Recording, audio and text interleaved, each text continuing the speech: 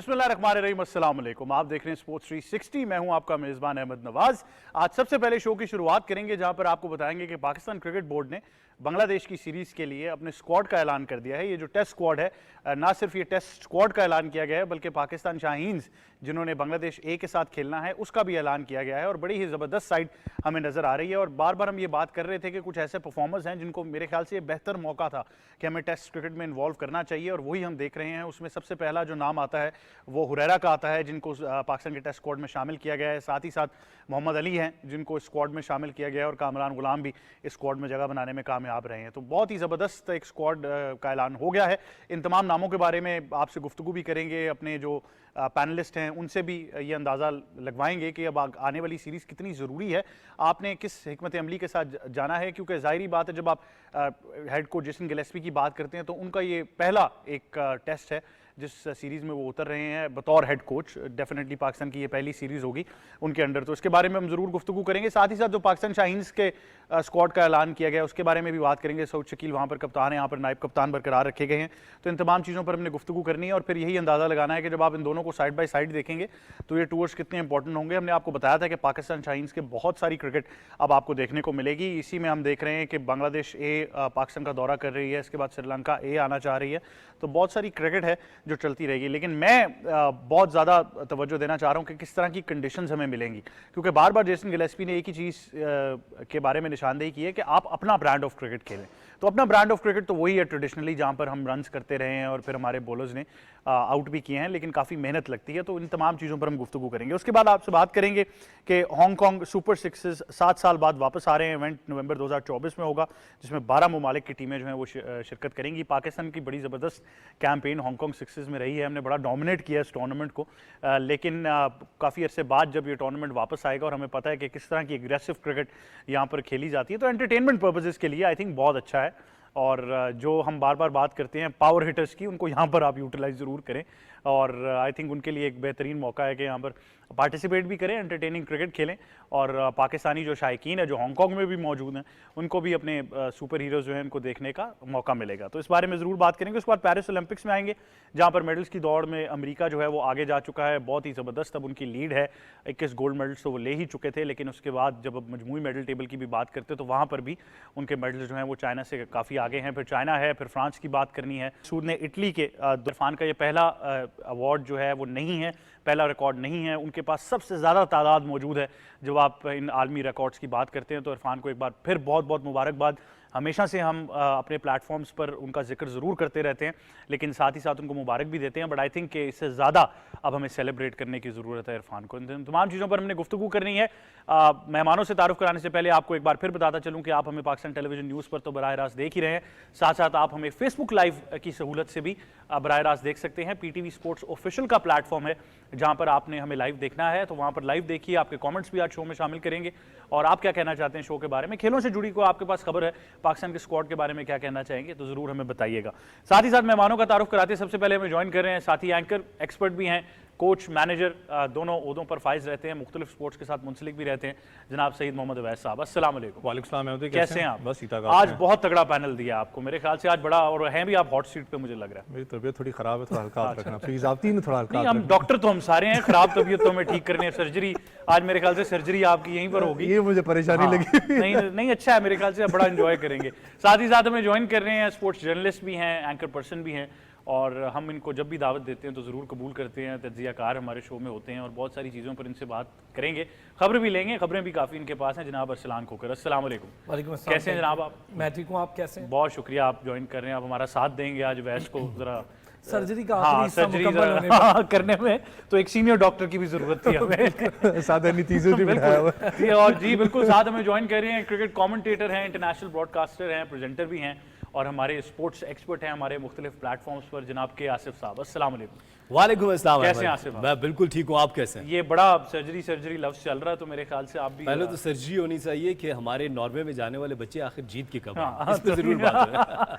बिल्कुल, ये एक दूसरी तरफ जरूर गुफ्तगू जा रही है, बट टॉपिक नहीं, लेकिन इधर में ये देखें, ये लाइनअप जो अवैस को पता है तो ये यहाँ पर रोकेगा जरूर हमें, बट आई एम श्योर हमारी प्रोडक्शन टीम जो है वो मुझे अंदेशा दे देगी कि अवैस को कहाँ से पकड़ना है। तो खैर इस पर गुफ्तगू करेंगे और साथ ही साथ हमें ज्वाइन कर रहे हैं, तजियाकार भी हैं और स्पोर्ट्स जर्नलिस्ट भी हैं, इमरान सिद्दीक। अस्सलाम वालेकुम, कैसे हैं इमरान आप? वालेकुम सलाम, आप कैसे हैं? मैं भी बिल्कुल ठीक हूँ जी, बहुत शुक्रिया आप भी हमें ज्वाइन करें। अब वैसे आपसे गुफ्तगू का आगाज़ करते हैं।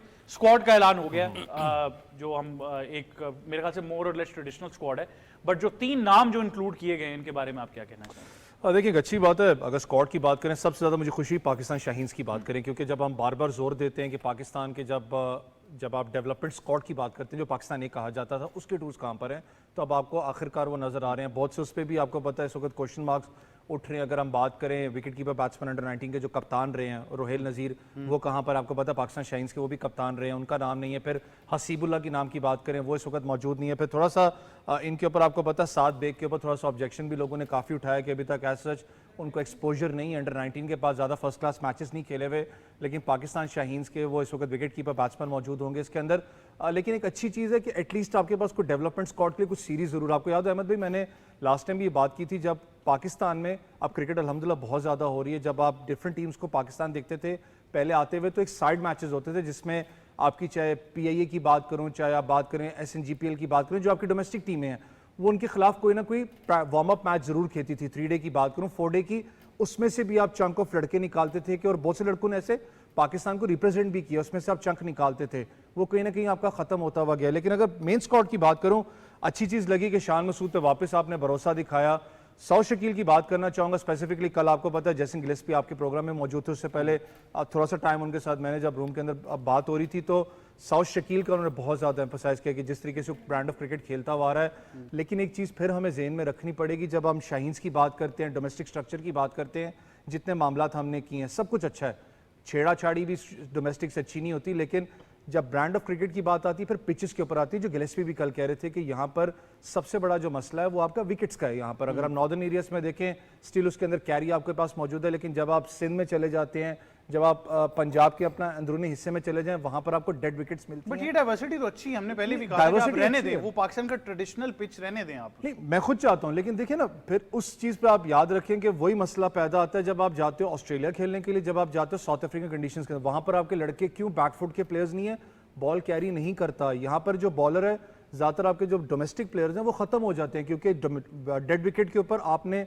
जोर लगाना है, अपनी कमर का, अपने शोल्डर का लगाना है। अगर आपका शोल्डर और कमर स्ट्रांग नहीं है, आपका क्रिकेट कैरियर खत्म होता है। ये बहुत बड़ा मसला है। मैं इस टॉपिक पर जरूर आऊंगा, क्योंकि देखें बात ये है कि फिर जब वो एक दूसरी डिबेट की तरफ बात चली जाती है कि फिर जब हम बॉलर सपोर्टिव पिचेस बनाते हैं तो 60 रन पे टीम आउट हो जाती है, तो फिर ये और तरफ मसाइल चले जाते हैं। लेकिन इस तरफ हम जरूर आएंगे। मेरे ख्याल से एक बहुत ही अहम सब्जेक्ट है कि पाकिस्तान में पिचेस की क्वालिटी, और मैं हमेशा कहता हूं कि हमारे बचपन से लेकर अगली जनरेशन के बचपन तक यही डिबेट चल रही है कि पिचेस क्या होनी चाहिए। बट स्क्वाड पर पहले गुफ्तगू अरसलान कर लेते हैं कि जो स्क्वाड का ऐलान किया गया है, 3 नाम खासतौर पर इसमें इंक्लूड किए गए हैं, पाकिस्तान शाहीन्स भी साथ है, आप कैसे देख रहे हैं इस पूरे? पहले जरा पाकिस्तान शाहीन पर। हाँ बिल्कुल यार समीन गुल, उमर अमीन, चले सरफराज तो टीम का हिस्सा है, उनको प्रैक्टिस मिल जाएगी ना। थोड़ा सा शेड्यूल चेंज हुआ है, 7 तारीख की बजाय 10 तारीख को ये मामला रिवाइज हो गया। उमर अमीन और समीन गुल, मतलब समीन गुल आपको कहीं नहीं दिख रहे, बहुत अरसा पहले आपने उन्होंने बड़ा अच्छा PSL में देखा, फिर वो थोड़ा सा गायब हो गए, अब फिर हमें उमर अमीन को वापस बुला के खिलाना पड़ा। जो लोग आपके फ्यूचर टूर्स का हिस्सा नहीं है, तो उनसे बेहतर है डोमेस्टिक में परफॉर्मेंस को मौका दे दें। फिर साद की बात आप कर रहे थे, बेग की बात कर रहे थे। देखिए अंडर 19 के प्लेयर्स को आप शाहीन में खिला रहे हैं, नो मैटर कि अगर उसने फर्स्ट क्लास खेला या नहीं खेला, आपने कम अज़ कम शाहीन रखी इसीलिए कि यार आप टेस्ट कर लें। आप पाकिस्तान टीम में लाके टेस्ट कर रहे हैं, उस पर किसी को एतराज़ नहीं है।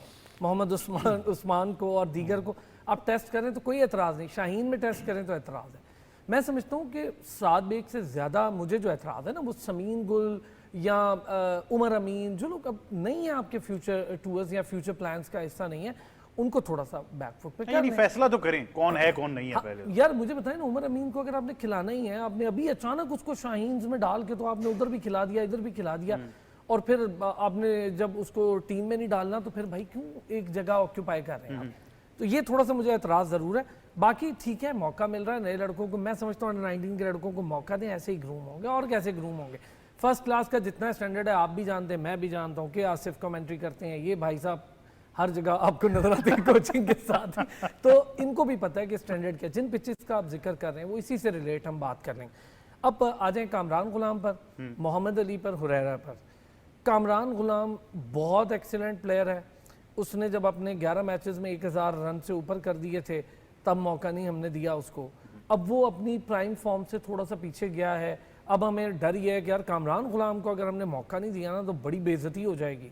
सर आप वही करने जा रहे हैं जो ताबिश के साथ की। जब रन्स लगे हुए थे तब खिलाएं। ताबिश को आपने 600 विकेटें करवाने के बाद 637 विकेटों के बाद एक डेब्यू कराया कि चल भी टेस्ट क्रिकेटर का टैग लगा दिया, अब हम पे कोई शिकायत ना करना, यही हाल आप करने जा रहे हैं। तो भाई क्या जरूरत थी कामरान गुलाम को भी आपको इस तरह से अगर डालना है तो फिर आप उसको मुस्तनद चौथे पांचवें नंबर का बैटर डालें। अब आपने कप्तान बना लिया उसको रिप्लेस करके शाहीन को, सऊद शकील को। सऊद शकील की एक जगह हमें भी बता दें कि यार कभी वो 5 पे खेल रहा हो, कभी वो 6 पे, तो कामरान गुलाम कभी 4 पे खेल रहा हो, कभी 5 पे खेल रहा हो। थोड़ा सा बैटिंग ऑर्डर डिफाइन कर लिया सर डिफाइन होना पड़ेगा। अब जेसन गैलिस्बी ने आपसे जो भी बात की वो आपसे मैं थोड़ा सा पूछूंगा भी।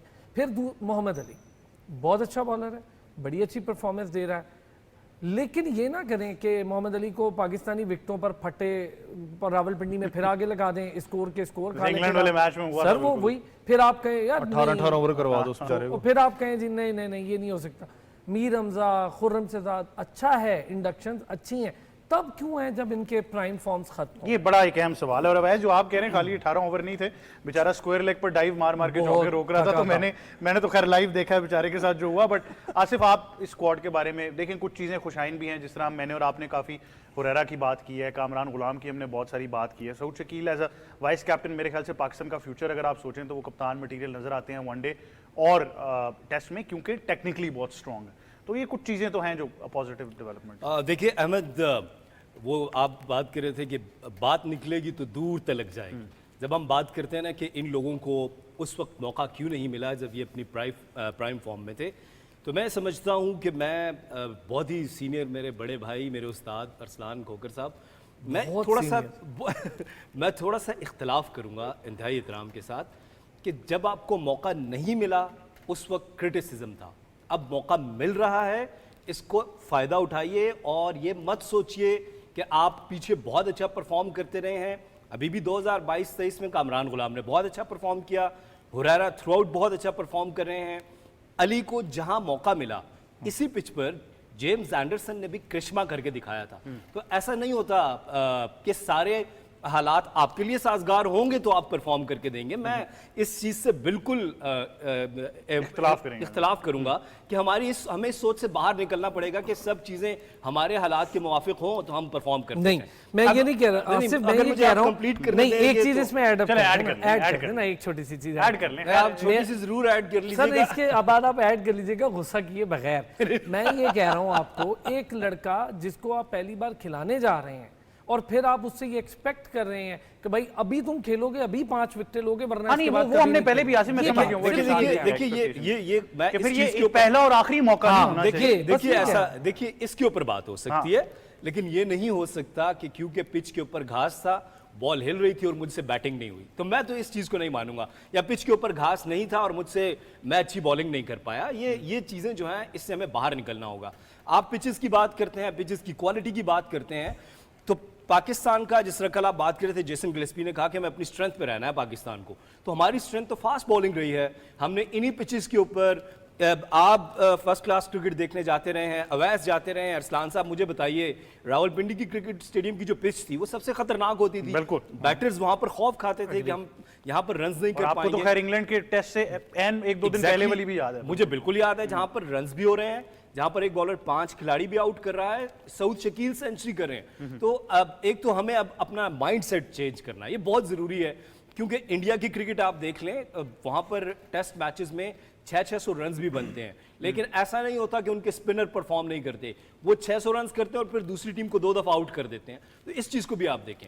फिर आप साउथ अफ्रीका की बात करते हैं कि साउथ अफ्रीका में पिचेस ऐसी हैं, तो अहमद ऐसा क्यों नहीं होता कि हमारी जो क्लब क्रिकेट है उसमें हम देखने के लिए जाते हैं, तो हम वहां पर भी, आप इसके ऐनी शाहिद हैं कि क्लब क्रिकेट में भी जो है वो फेवरेटिज्म चल रहा होता है कि आज इस बैटर को खिलाओ, बिल्कुल, ये दूसरी टीम हल्की है, ये रन्स कर लेगी। मैं आपके पास इस पे वापस आता हूं, क्योंकि खाली ये मसला नहीं है। अगर आसिफ अगर पिचेस का भी सवाल करते तो मैं खुद ये कह सकता था कि क्लब चैंपियनशिप भी ऐसी पिचेस पे खेली है कि आप ना ही पूछें कितना बड़ा दुख है कि जिस पे गेंद खैर उठता ही नहीं और आप सोचते ही रहते हैं कि शॉर्ट पिच यॉर्कर लगा है मुझे आके। तो ये भी हुआ है हमारे साथ, बट ये मेरे ख्याल से एक अलमिया है जिसको हमने डिस्कस करना है। इमरान, आप क्या कहना चाहेंगे जब आप स्क्वाड को ओवरऑल देख रहे हैं, जिन नामों का ऐलान किया गया है, साथ ही साथ शाहीन्स का भी टूर है, शाहीन्स के लिए बहुत ज्यादा क्रिकेट अब होती जा रही है, तो स्क्वाड को आप कैसे देख रहे हैं? अभी बात हो रही थी जैसन गिलेस्पी जो कि कह रहे थे कि अपनी स्ट्रेंथ पे रहना है पाकिस्तान को और हम एक नया मॉडल लेके आएंगे जिसमें ये समझा जा सके और ये कहा जा सके कि ये पाकिस्तान का स्टाइल है खेलने का। उसमें अब देखें, अब ये जो स्क्वाड अनाउंसमेंट हुई है उसमें आपका सिर्फ एक स्पिनर है और आप पाकिस्तान में टेस्ट सीरीज खेल रहे हैं जो कि अबरार अहमद है। आपने नोमान और नवाज और एक और जो स्पिनर साजिद हैं उनको आपने ड्रॉप कर दिया। अब सलमान अली आगा आपके पास दूसरे जो है वो स्पिनर के तौर पे होंगे। और दूसरा, इमाम दो के उनके स्टैट्स इतने बुरे नहीं हैं कि उनको टीम से ड्रॉप कर दिया जाए। हाँ, प्लेइंग 11 से जरूर वो ड्रॉप हो सकते हैं आपने अगर कोई एक्सपेरिमेंट करना है, लेकिन उनके स्टैट्स इतने बुरे नहीं है। उनका ड्रॉप होना हमें ये पैगाम देता है कि पाकिस्तान जो है वो अब एग्रेसिव अप्रोच की जानिब जा रहा है, क्योंकि स्ट्राइक रेट की जब भी हम बात करते हैं तो इमामुल हक हमें उस फहरिस्त में थोड़े से नीचे नजर आते हैं। तो लगता यूं है कि पाकिस्तान की जो स्ट्रेटेजी है, जो जैसन गिलेस्पी अपनी प्लानिंग के साथ आए हैं, उस पर पहली सीरीज पे ही हम अमल दरामद होता हुआ देखेंगे। और यही वजह है कि शायद इमामुल हक आपको टीम में नजर नहीं आ रहे और फास्ट बॉलिंग जो हमारी स्ट्रेंथ है हम उसके ऊपर जा रहे हैं बांग्लादेश के खिलाफ सीरीज में।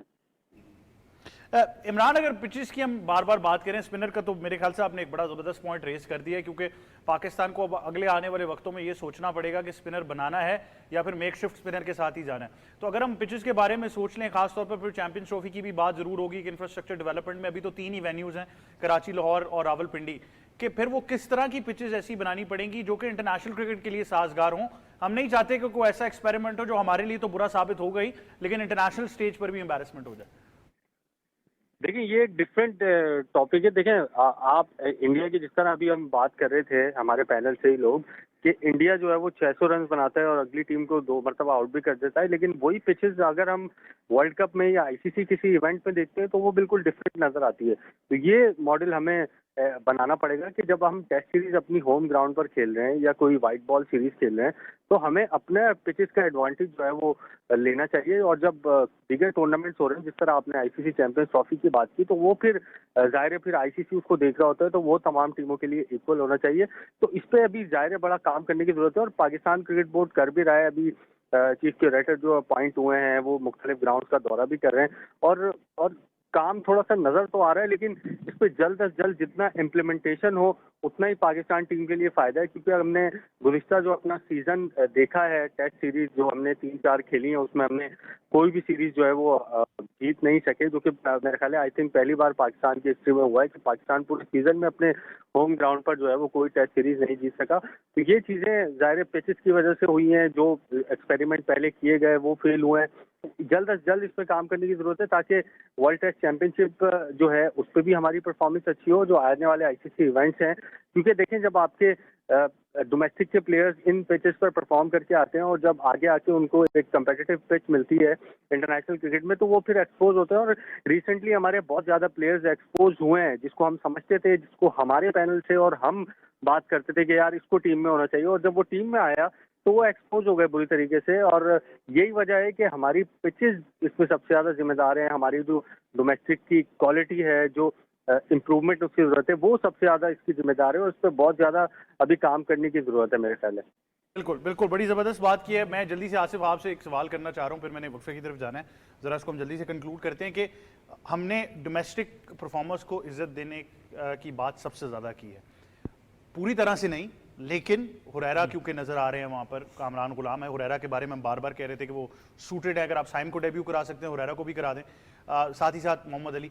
तो एक चैप्टर हम कह सकते हैं कि थोड़ा सा हल होता हुआ नजर आ रहा है कि प्लेयर्स आना शुरू हो गए। देखिए, ये बारिश का पहला कतरा है, मैं इसको कहूँगा, और ये बहुत ही जितनी इसकी तारीफ की जाए कम है कि ऐसे प्लेयर्स जो पिछले 2, 3, 4 सीजन से थ्रू आउट परफॉर्म कर रहे थे, और अभी जो हमारा पाकिस्तान शाहीन्स का टूर हुआ उसमें भी हुरैरा ने एक डबल सेंचुरी की, कामरान गुलाम बहुत ही फिर वंस अगेन मैं कहूँगा कि उनको ये जो मौका मिल रहा है इसको गोल्डन अपॉर्चुनिटी जाने, और ये ज़बरदस्त मौका है, इसमें रन्स करें और डेब्यू होना चाहिए। अगर बांग्लादेश के खिलाफ कामरान गुलाम का डेब्यू नहीं होगा तो फिर कब होगा? और मोहम्मद अली तो ऑलरेडी अपना डेब्यू कर चुके हैं, बिल्कुल। तो मेरा ख्याल है कि बहुत खुशाइंद है।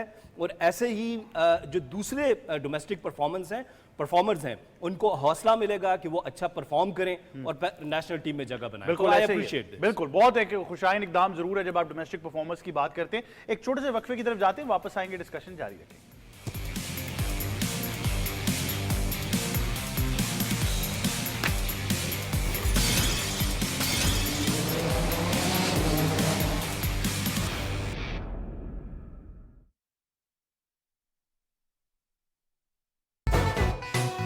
डार्लिंग, तूने बिल्कुल ठीक कहा। आज़ादी जैसी नेमत और पाकिस्तान जैसा मुल्क कोई आसानी से तो नहीं ना हासिल होता।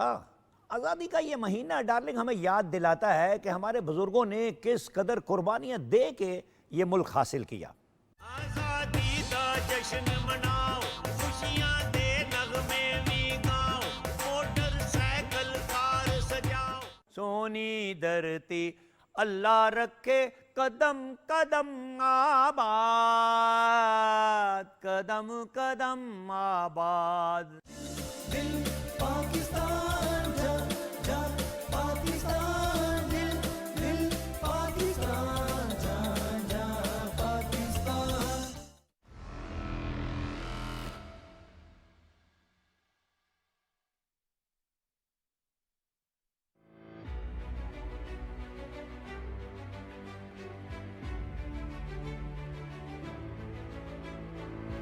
बारिश की तबाहकारियों से बचने के लिए चंद एहतियाती तदाबीर आपको बड़े नुकसान से बचा सकती हैं।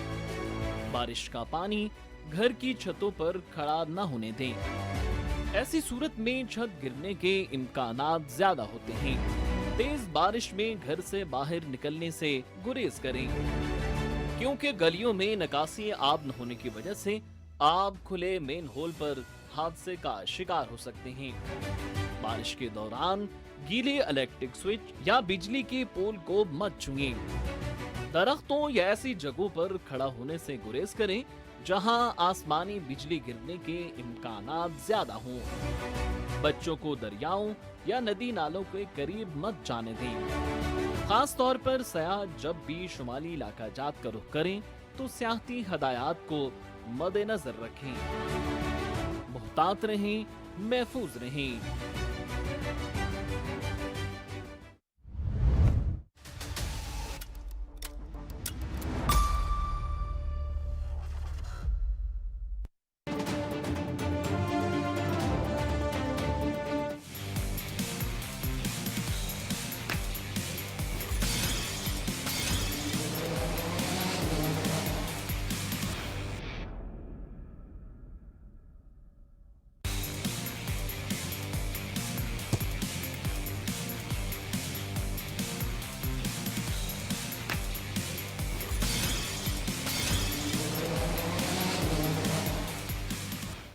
Welcome back to sports 360। गुफ्तगू जारी रखेंगे। पाकिस्तान क्रिकेट पर बात करें, जिस स्क्वाड का ऐलान किया गया बांग्लादेश की सीरीज़ के लिए, उस पर ज़रूर हम गुफ्तगू जारी रखेंगे। और अब हमें प्रोग्राम में ज्वाइन कर रही हैं साबिक क्रिकेट कप्तान, Pakistan women's team, cricket commentator, international broadcaster, presenter और हमारी स्पोर्ट्स एक्सपर्ट सना मीर। अस्सलाम वालेकुम। वालेकुम अस्सलाम। कैसी हैं आप?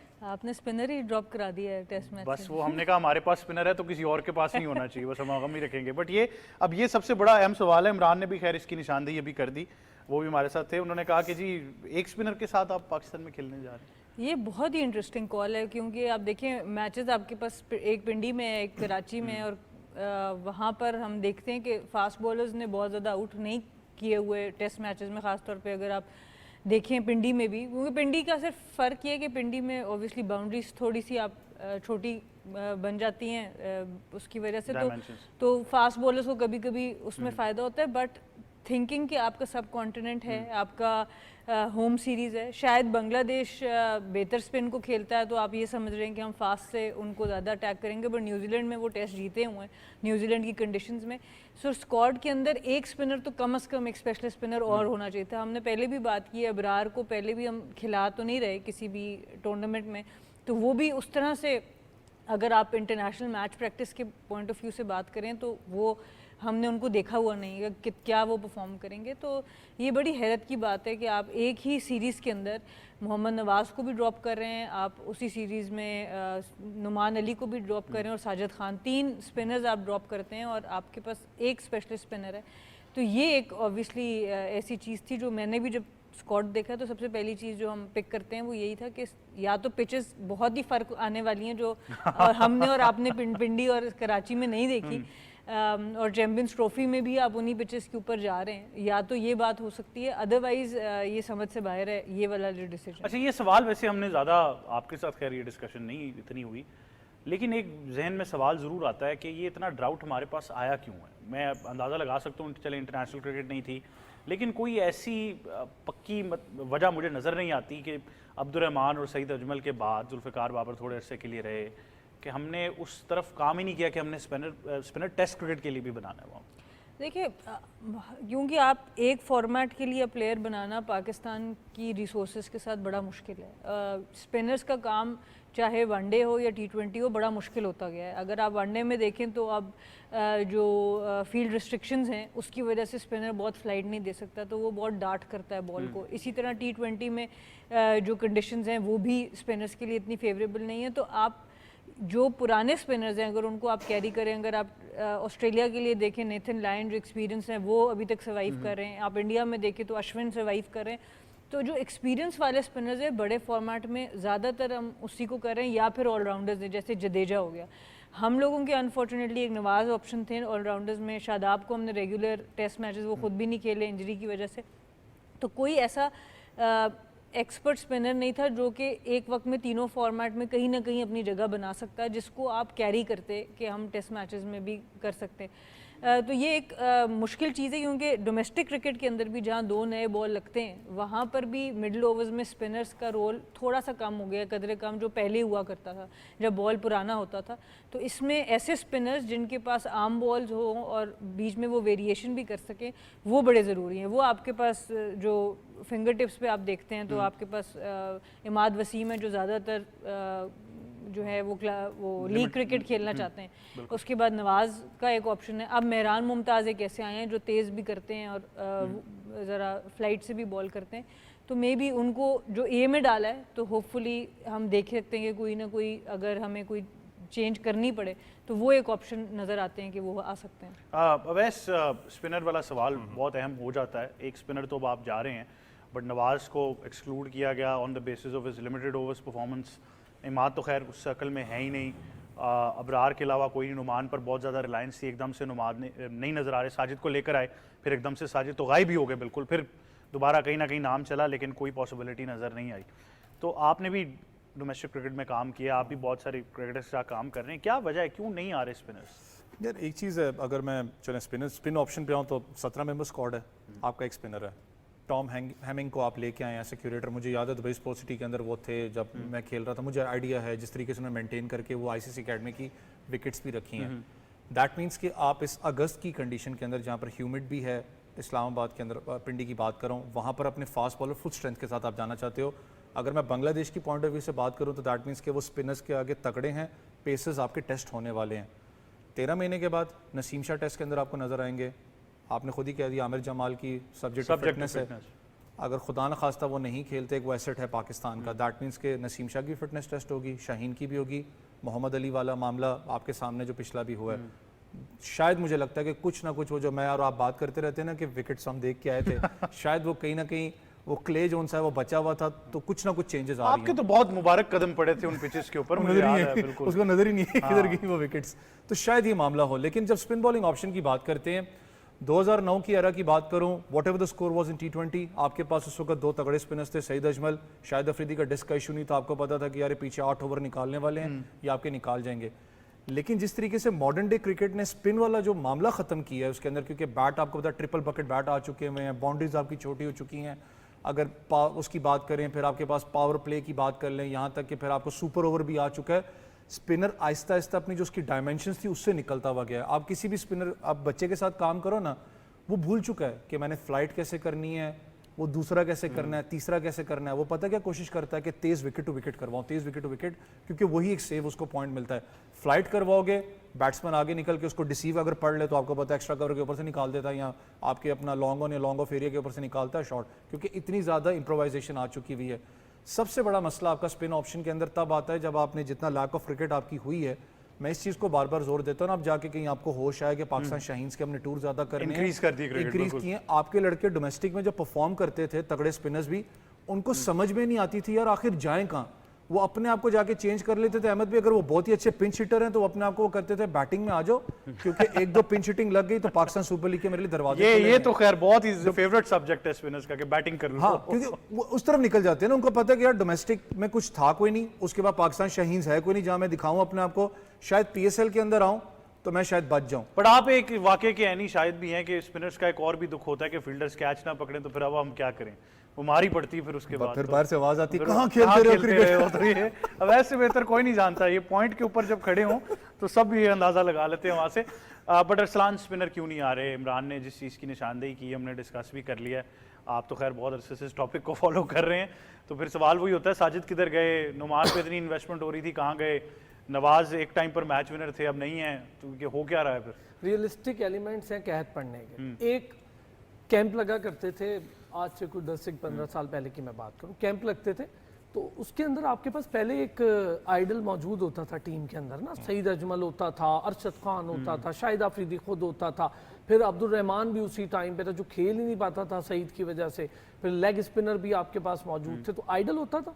फिर 7-8 बच्चे इकट्ठे होकर उन कैंप्स में अपनी जान मारते थे, उनमें से हम 2-3 सेलेक्ट करते थे, फिर उनको हम रीजन में भेजते थे, रीजन से वो ऊपर आते थे, फिर हम उनको डोमेस्टिक खिलाते थे, डिपार्टमेंट्स खेलते थे।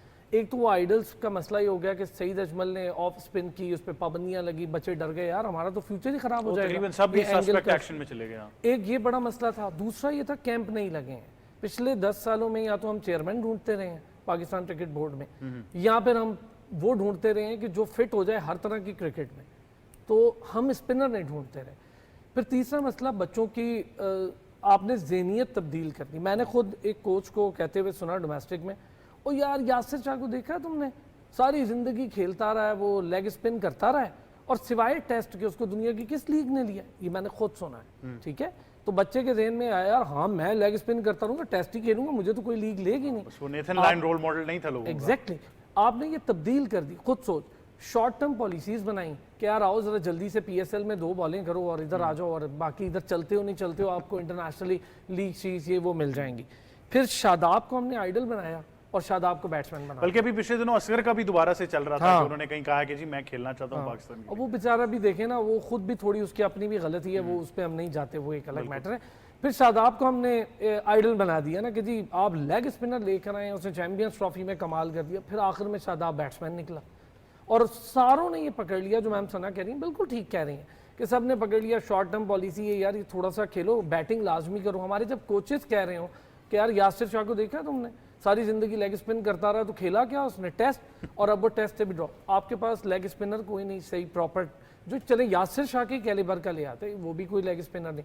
ऑफ स्पिनर वैसे डरते हैं कि यार थोड़ी सी ऑफ स्पिन करेंगे। अब हम कर क्या रहे हैं, काम चलाऊ टेक्निक है कि जी सलमान अली आगा के साथ कर लेंगे, वो प्रॉपर स्पिनर नहीं है। Makeshift spinner. वो नहीं है प्रॉपर स्पिनर। अगर आप कहेंगे वो विकेटें ले देगा तो नामुमकिन है। ऐसी तो बाबर आजम भी कर लेगा, थोड़ी सी बॉलिंग करे, पहले बॉलिंग भी करते थे। तो ये तरीका कार आपने खुद ठीक करने। अब खुशी ये है यार मुझे, अभी जो कॉलेज के, स्कूल्स के, रीजन के, क्लब के, कम से कम एक डेटा तो आया है हमारे पास, 13,000 मैचेस होंगे, खुद डेटा आया। इससे पहले मुझे पता ही नहीं था कोई डेटा, कितने मैचेस होंगे, 13,000 मैचेस होंगे।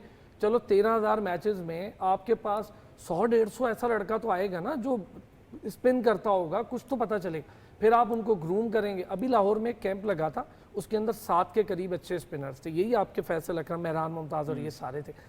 अब मुझे कहीं फैसल भी दिखता नहीं है उस तरह से, ये भी बड़ा प्रॉब्लम है। मेहरान को आप एक खिला रहे हैं और कभी भी आपका मूड हुआ तो आप उसको डाल लेंगे। इस वक्त 4 पेसर्स के साथ आप पहले तो ये तय करें कि यार इन 4 पेसर्स के साथ क्या एक पेसर 20 ओवर एक टाइम पे कर लेगा, जैसे स्पिनर को जरूरत के वक्त करा लेते हैं, नहीं कर सकता। आप 40 ओवर के बाद बॉलर थकाएंगे, फिर अबरार के गले डालेंगे, फिर एक पार्ट टाइम बॉलर लाएंगे, फिर उस पूरे टेन्योर में विकेट नहीं निकलेगी, बैट्समैन सेट होगा, फिर आप कहेंगे यार पेसर विकेट नहीं लेता। ये इशू है। तो मेरे ख्याल से जानबूझ के वो गढ़ा बनाया जा रहा है जहां पर सारे जो है वो कूदते जाएं और फिर अंदाजा लगाएं कि वहां से क्या करना है। इमरान, बैटिंग की तरफ थोड़ा सा फोकस जरूर रखते हैं। ट्रेडिशनल अगर पाकिस्तान की प्लेइंग 11 जो हम देखते हुए आए हैं, अगर उसमें आपने कामरान या हुरैरा को डेब्यू कराना है तो फिर बैटिंग ऑर्डर को बहुत छेड़ना पड़ेगा, और ये एक ऐसी टेक्निक है जो पाकिस्तान के लिए इतनी कोई साजगार साबित नहीं हुई, क्योंकि हम अभी यही चाह रहे हैं कि अगर सऊद शकील है उनका भी नंबर एक कंफर्म उनको भी होना चाहिए, शान ने किस नंबर पर खेलना है, बाबर कहाँ पर खेल रहे हैं, ये सारी चीज़ें जो हैं अगर आप इस पर्सपेक्टिव में रखें तो फिर अगर आपने 2 लड़कों को, एक लड़के को डेब्यू कराना है तो फिर बैटिंग ऑर्डर कैसे शफल करना है? बिल्कुल, इस टॉपिक पे आते हैं, लेकिन सबसे पहले जो अभी स्पिनर की बात हो रही थी, देखें आप कभी सकैन मुश्ताक या मुश्ताक अहमद या कोई भी हमारे जो स्पिनर हैं या फास्ट बॉलर हैं, जब आप उनसे मीडिया टॉक करते हैं या वो किसी प्रोग्राम में बैठे होते हैं तो वो ग्रास रूट लेवल पर काम करने की बात करते हैं, लेकिन ग्रास रूट लेवल पर काम करने को तैयार कोई नहीं है।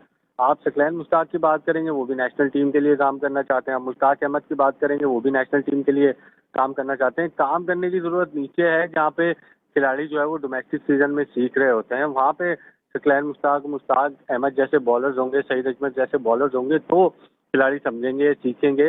जब वो नेशनल टीम में आके सकलैन मुश्ताक या सईद अजमल से मिलेंगे तो वो सीखने का अमल नहीं होता, वो खिलाड़ी फिर ऑलरेडी अंडर प्रेशर होता है कि मुझे यहाँ पे आके परफॉर्म करना है, तो इसलिए आपके पास जो है वो अच्छे स्पिनर जो है वो नहीं आ रहे। अब दूसरा, आपने जो बात की बैटिंग ऑर्डर की, देखें आई थिंक मामूला कब ड्रॉप हुए तो हुरैरा आ जाएंगे, बाकी आपका बैटिंग ऑर्डर तो वही रहेगा। अब्दुल्ला शफीक और हुरैरा आई थिंक ओपनर होंगे, फिर शान नंबर 3 पर होंगे, बाबर 4 पर होंगे, सऊद 5 पे, रिजवान 6 पे, और अगर सरफराज खेलते हो तो सरफराज 6 पे, फिर सलमान अली आ गए और फिर आपके फास्ट बॉलर हैं। तो टेस्ट टीम में आपकी इतनी कोई गुंजाइश नहीं है कोई चेंजेस करने की, क्योंकि ऑलरेडी आपकी बैटिंग लाइन तो कम से कम यहाँ पे थोड़ी सी हमें सेटल नजर आती है। जो एक प्लेयर ड्रॉप हुआ है उसकी जगह जाहिर सी बात है, क्योंकि साइम अयूब एक टेस्ट मैच खेलने के बाद ऑस्ट्रेलिया में ड्रॉप हो गए थे, मेरा नहीं ख्याल कि वो उनको यहाँ पे मौका मिलेगा। अब शायद मुझे लगता है कि हुरैरा की बारी, क्योंकि उन्होंने परफॉर्म भी अच्छा किया, अभी डार्विन में आपने देखा कि अच्छी परफॉर्मेंस का उन्होंने मुजाहिरा किया। तो मेरा ख्याल है कि ये आपका बैटिंग ऑर्डर होगा जो कि बांग्लादेश के खिलाफ सीरीज में आपको खेलता हुआ नजर आएगा।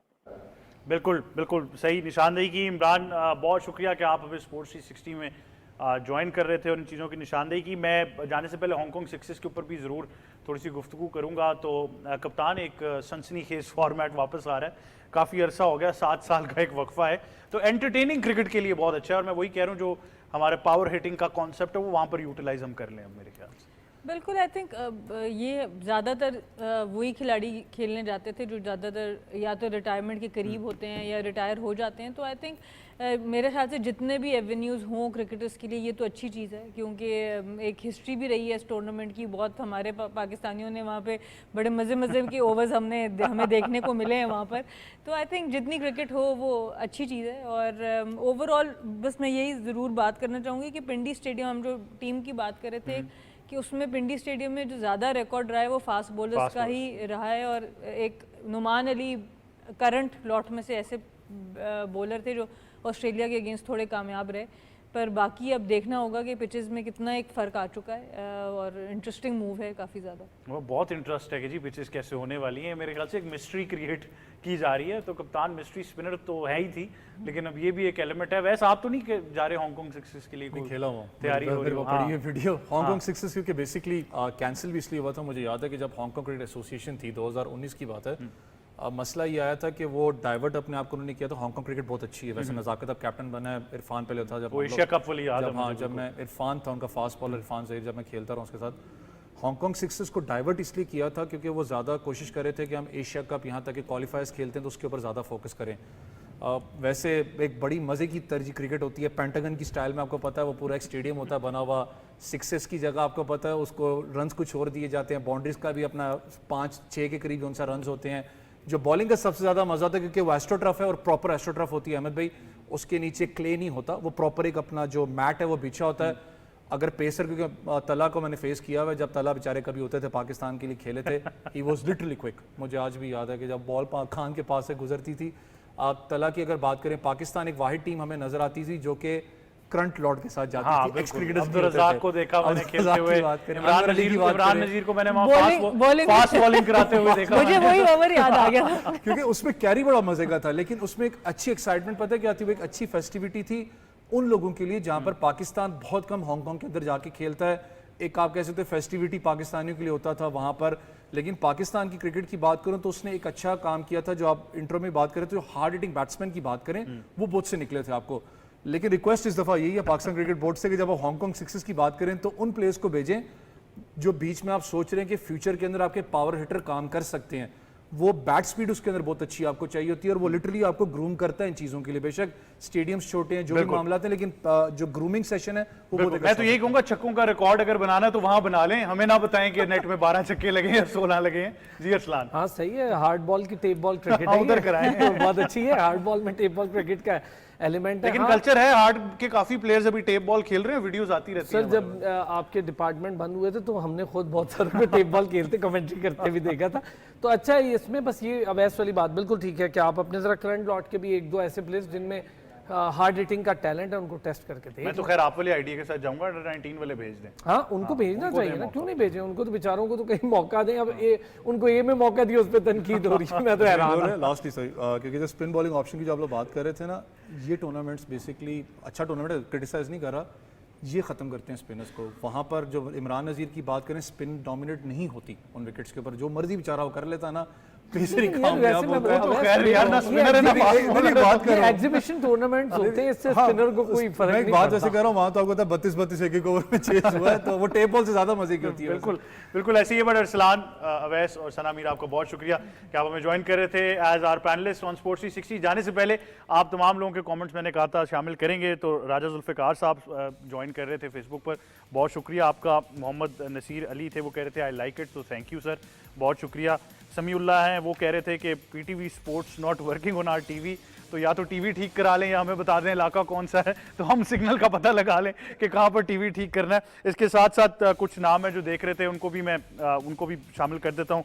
अरसलान हैं, जाहिद हैं, मुबारक हैं, रेहान हैं, उसके अलावा बिलाल, अली और अबरार, ये भी हमें देख रहे थे। तो आप सब लोगों का भी बहुत शुक्रिया कि आप प्रोग्राम का हिस्सा बने। तो इसी तरह अपने फेसबुक के कमेंट से हमें आगाह करते रहिएगा। Facebook live PTV sports official पर आप बराह रास्त इस प्रोग्राम को देख सकते हैं, और पाकिस्तान टेलीविजन न्यूज़ का प्लेटफॉर्म आप तक मुयसर तो है ही। आपसे फिर मुलाकात होगी, मुझे और टीम को दीजिएगा इजाज़त। अल्लाह हाफ़िज़।